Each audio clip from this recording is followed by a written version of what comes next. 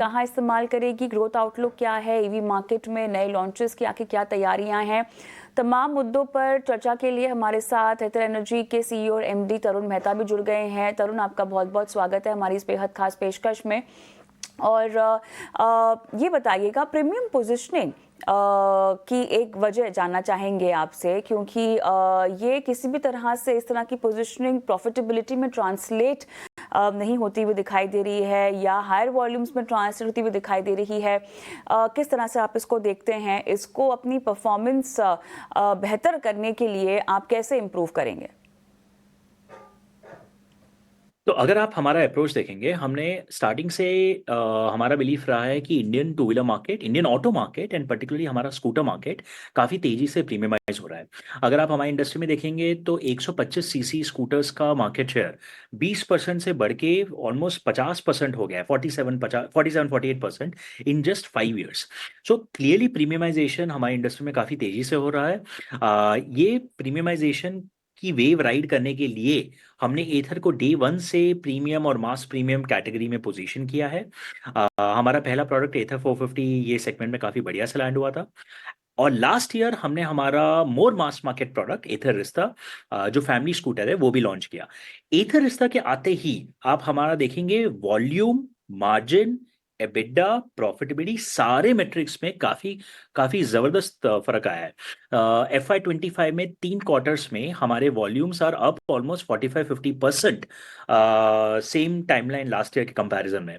तो हमारा market share also ये सेम टाइम पीरियड में अगर आप देखेंगे, स्पेशली अब लास्ट के 3-4-6 महीने में देखेंगे, तो हमारा मार्केट शेयर 10 से ऑलमोस्ट 15% के आसपास आ गया है वाहन के डेटा के हिसाब से। तो हमने मार्केट शेयर में काफ़ी बदलाव देखा है, जिसका मतलब हम इंडस्ट्री से फास्ट ग्रो हो रहे हैं। हमारा वॉल्यूम में हमने काफ़ी तेज़ी से बदलाव देखा है। हमारे मार्जिन्स, जबकि हमने एक सस्ता प्रोडक्ट लॉन्च किया है रिश्ता में, जो कि ऑलमोस्ट 16-17 हज़ार रुपये सस्ता है हमारे पहले एथर 450 प्रोडक्ट के कंपैरिजन में, उसके बावजूद हमारे एडजस्टेड ग्रॉस मार्जिन्स डबल हुए हैं इस टाइमलाइन में। FY25 में वो 9% थे, वो 9% थे, वो 9% से बढ़ के 19% हो गए इस टाइमलाइन पे। एंड इसी के चलते हमारे लॉसेस भी कम हुए। खाली परसेंटेज बेसिस पे नहीं, हमारे एब्सोल्यूट लॉसेस भी ये पीरियड में काफ़ी सिग्निफिकेंट तरीके से कम हुए हैं। तो ये सब के चलते हमारा ट्रैजेक्टरी पे हमें काफ़ी कॉन्फिडेंस है। दूसरा, मार्जिन के ऊपर हमारी काफ़ी स्ट्रॉन्ग R&D रही है, जिसपे एथर का, इनफैक्ट एथर कंपनी का काफ़ी नाम इंडस्ट्री में अपनी इंजीनियरिंग के कारण बिल्ड हुआ है। एंड ये इंजीनियरिंग ने काफ़ी कॉस्ट रिडक्शन ड्राइव किया है। कुछ आगे बड़े प्रोजेक्ट्स जो आ रहे हैं, जो हमारे मार्जिन एंड हेंस प्रॉफिटेबिलिटी को फर्दर इंप्रूव करेंगे, वो है हम lithium ion phosphate LFP battery पे शिफ्ट हो रहे हैं काफ़ी व्हीकल्स के लिए NMC बैटरी से। LFP बैटरीज NMC बैटरीज के कंपैरिजन में सस्ती होती है। दूसरा, हम एक नए लो कॉस्ट स्कूटर प्लेटफॉर्म पे ट्रांजिशन कर रहे हैं, जिसके कारण हमारे मार्जिन्स में हमें उम्मीद है हमें इम्प्रूवमेंट दिखेगा। तीसरा, हम एक नई फैसिलिटी पे अपना फ्यूचर वॉल्यूम प्रोड्यूस करने वाले हैं, जो छत्रपति संभाजी नगर महाराष्ट्र में है। ये काफ़ी बड़ी और मोर इंटीग्रेटेड फैसिलिटी है। तो ये फैसिलिटी का केपेक्स लगा के हमें उम्मीद है कि हमारे मार्जिन्स में फर्दर ग्रोथ आएगी। तो काफ़ी अच्छा ट्रैजेक्टरी रहा है एंड काफ़ी अच्छा ऑप्टिमिज्म है इन द कमिंग ईयर्स। ये सब के चलते मुझे प्रॉफिटेबिलिटी पे काफ़ी कॉन्फिडेंस है। जिस तरह से हम देख रहे हैं कि कंपटीशन बढ़ रहा है, सब्सिडीज़ यहाँ पर कम होती हुई दिखाई दे रही हैं, किस तरह से आप अपना डबल डिजिट मार्केट शेयर, जो कि फ़िलहाल काफ़ी कम है, उसको बढ़ाने की कोशिश करेंगे? प्रॉफिटेबिलिटी को बिना डाइल्यूट करे अपने प्रोडक्ट मिक्स को आगे बढ़ाने की कवायद आप लेकर जाएंगे?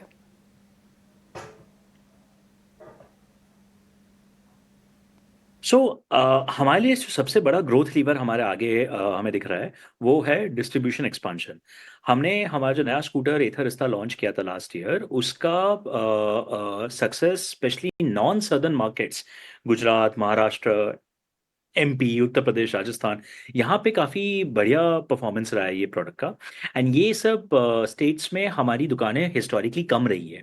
तो यहाँ पे हमें काफ़ी अपसाइड दिख रहा है नई दुकानें ऐड करने का। यहाँ पे there will be hundreds of cities जहाँ पे हमारा कंपटीशन आज प्रेजेंट है, और हमने हमारी डीलरशिप्स अभी तक ओपन नहीं करी है। एंड क्योंकि हमारा तो डीलरशिप मॉडल है, तो बिना कोई केपेक्स लगाए, बिना कोई ऑपरेशनल खर्चे के हम फटाफट दुकानें ओपन कर भी सकते हैं।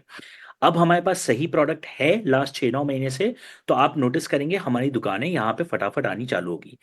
नई दुकानें आएगी नई शहर में, तो यहाँ से वॉल्यूम बढ़ना है, इसकी तो काफ़ी उम्मीद है। हमारा नए प्रोडक्ट आने के बाद में भी हमारा मार्जिन एक्सपांशन हुआ है। एंड हमारा मार्जिन पर्टिकुलरली हमारे सॉफ्टवेयर प्रोडक्ट्स के कारण, हमारी प्रीमियम पोजीशनिंग के कारण काफ़ी वेल डिफेंडेड है। सब्सिडीज तो काफ़ी कम ऑलरेडी हो चुकी है। जैसा हम आज अप्रैल में बैठे हैं, सब्सिडी खाली 5,000 रुपये पर व्हीकल है। तो इसका एक्चुअली एडवांटेज ये है एज पब्लिक शेयर होल्डर्स कि आप सब्सिडी का रिस्क नहीं ले रहे। एथर प्रोडक्शन पीएलआई प्राइसिंग नहीं कर रहा है, तो हमारी प्राइसिंग और मार्जिन में वैसे ही पीएलआई का कोई रिस्क नहीं है। और जो गवर्नमेंट की सेंट्रल गवर्नमेंट सब्सिडीज थी वो कम होकर वैसे ही अब खाली 5,000 रुपये है। तो उसके बावजूद इस टाइप का मार्जिन डिलीवर करना एक काफ़ी स्ट्रेंथ एंड काफ़ी एक रेसिलियंट पीएनएल का निशान है। एंड इसके लिए वी आर वेरी बुलिश। हमारा मार्केट शेयर 10 से 15% तो ऑलरेडी हो चुका है काफ़ी मोस्ट महीनों में। साउथ में जहाँ पे हमारे स्टेट्स, जहाँ पे हमारा पहले हिस्टोरिकली फोकस स्ट्रांग रहा है, वहाँ पे हम हर महीना हम नोटिस कर रहे हैं हमारा मार्केट शेयर 23, 24, 25% के आसपास रह रहा है। इवन गुजरात में जहाँ पे कंपटीशन काफ़ी उंडा रहा है, हम हिस्टोरिकली खाली 4-5% मार्केट शेयर पे हुआ करते थे। रीसेंट वहाँ डेटा अगर आप देखेंगे तो हमारा मार्केट शेयर आपको दिखेगा 20 से 25% के आसपास होवर कर रहा है। तो काफ़ी इंप्रूवमेंट दिखा है हमें वॉल्यूम्स में, मार्केट शेयर में, मार्जिन्स का तो मैं बोल ही चुका हूँ। तो आई थिंक हमारी स्ट्रैटेजी ऑफ बिना डिस्काउंट करे बढ़िया सॉलिड क्रेडिबल ब्रांड बना के अच्छे से प्रोडक्ट्स पोजीशन करना, आई थिंक काफ़ी अच्छी लैंड हो रही मार्केट में। ऑलराइट तरुण, बहुत बहुत धन्यवाद आपका, आपने समय दिया, तमाम सवालों के जवाब यहाँ पे दिए। और कॉर्पोरेट कनेक्शन में अब हम रुक करेंगे दूसरी बड़ी खबरों की ओर और बात करते हैं बजाज ट्विंस की। नतीजों के बाद बजाज फाइनेंस और फिनसर्व दोनों की ही जोरदार पिटाई हो रही है। इस गिरावट की आखिर क्या वजह है? वरुण दुबे हमारे सहयोगी जुड़ गए हैं बताने के लिए। वरुण, क्या रिपोर्ट है आपके पास? डेफिनेटली। तो देखिए, बजाज फाइनेंस और बजाज फिनसर्व दोनों ने अपने नतीजे पेश किए और दोनों के नतीजे अगर आप देखेंगे तो कमजोर है। खासकर बजाज फाइनेंस को आप देखिएगा, एनआईआई, पीपीओपी, प्रॉफिट ग्रोथ हमारे अनुमान से थोड़ी बहुत कमजोर थी। नो डाउट एनपीएस में सुधार हुआ है, 1.12% से गिर के 0.96% पे आया है। लेकिन कंपनी का कहना है कि कॉस्ट, निम्स और खासकर प्रॉफिटेबिलिटी फ्रंट पे FY25 जो है कंपनी ने अपने गाइडेंस को मिस किया है। खासकर नेट इंटरेस्ट मार्जिन को अगर आप देखेंगे तो करीब करीब 40 बेसिस पॉइंट के आसपास की गिरावट देखने मिली है FY25 में। और कंपनी का कहना है कि जो Q4 FY25 का नेट इंटरेस्ट मार्जिन था वो दरअसल पूरे FY25 के मार्जिन से भी कम था। ये एक दिक्कत की बात है। आगे का गाइडेंस अगर आप देखेंगे तो कंपनी का कहना है कि 2026 में AUM ग्रोथ जो है 24 से 25% रहेगी, जबकि FY25 में ये करीब 26% के आसपास थी। यानी कि आने वाले साल में AUM ग्रोथ जो है वो इस साल के मुकाबले थोड़ी बहुत कम रहने वाली है। प्रॉफिटेबिलिटी को लेकर कंपनी का कहना है कि हाँ, यहाँ पे आपको अच्छी ग्रोथ देखने मिलेगी, लेकिन कॉस्ट ऑफ फंड्स का भी इनका कहना है कि 10 से 15 बेसिस पॉइंट के आसपास की गिरावट होगी और इसके चलते नेट इंटरेस्ट मार्जिन जो है वो स्टेबल रहने का अनुमान ये लगा रहे हैं। ग्रॉस एनपीएस, नेट एनपीएस ये भी स्टेबल रहेंगे, लेकिन लॉन्ग टर्म के लिए जो ROA और ROE का गाइडेंस है वो कंपनी ने यहाँ पे घटा दिया है। तो ये भी एक दिक्कत की बात जो है इस बार के नतीजों में देखने मिली। नो डाउट कंपनी ने यहाँ पे बोनस शेयर और साथ ही साथ स्टॉक स्प्लिट का ऐलान किया है, लेकिन ना ब्रोकरेज हाउसेस को ये ज़्यादा पसंद आया, ना इन्वेस्टर्स को ज़्यादा ये पसंद आया है।